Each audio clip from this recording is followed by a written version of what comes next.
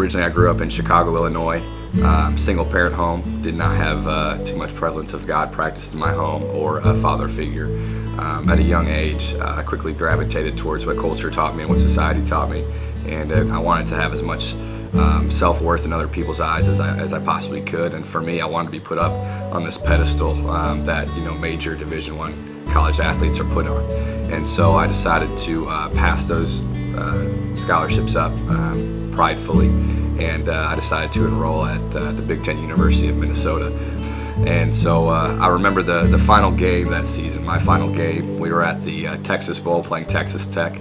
We lost on a last-second field goal to them. But the thing I remember more than that was the feeling of what happened after. I was kind of by myself, walking around the field. Everybody had left the stands by this time, and I knew it was the last time I was ever going to have my pads on, my cleats on, my helmet in my hand, and I was looking around and just remember this thought coming over me of, well, like, you made it. Are you happy? Is this everything that you wanted? Is it everything you ever dreamed of? Do you feel important yet by other people?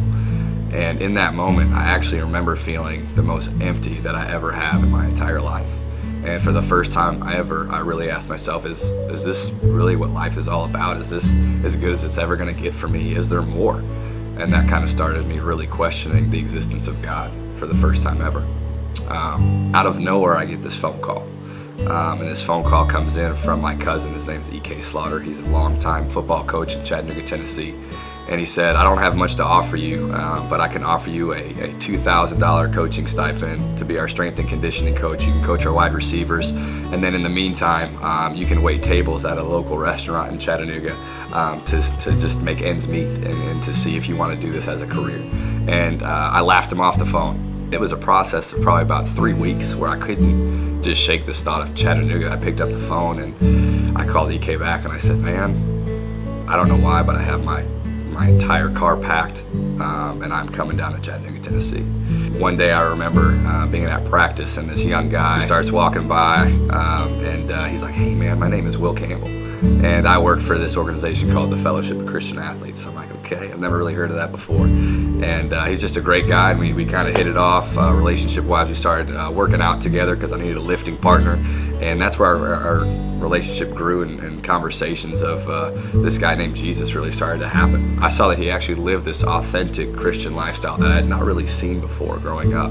All right, let's open up the Bible. Let's see what this thing says. Why do we believe this? After football practice that day, I showed up at their house on Holly Street, and it was there that we had a little bit of a conversation. I just told him, hey guys, look, I'm ready to accept Jesus Christ as my Lord and Savior. I had no idea the ripple effect that this would have on my family.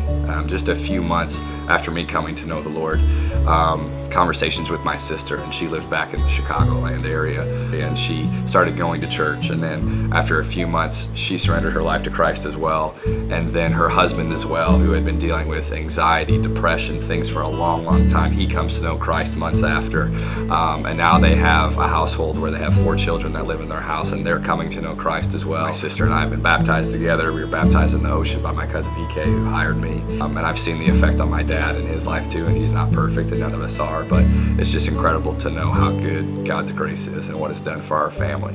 And so the ripple effect of one decision is affecting many lives down the road. And I owe it all to the vehicle of the Fellowship of Christian Athletes.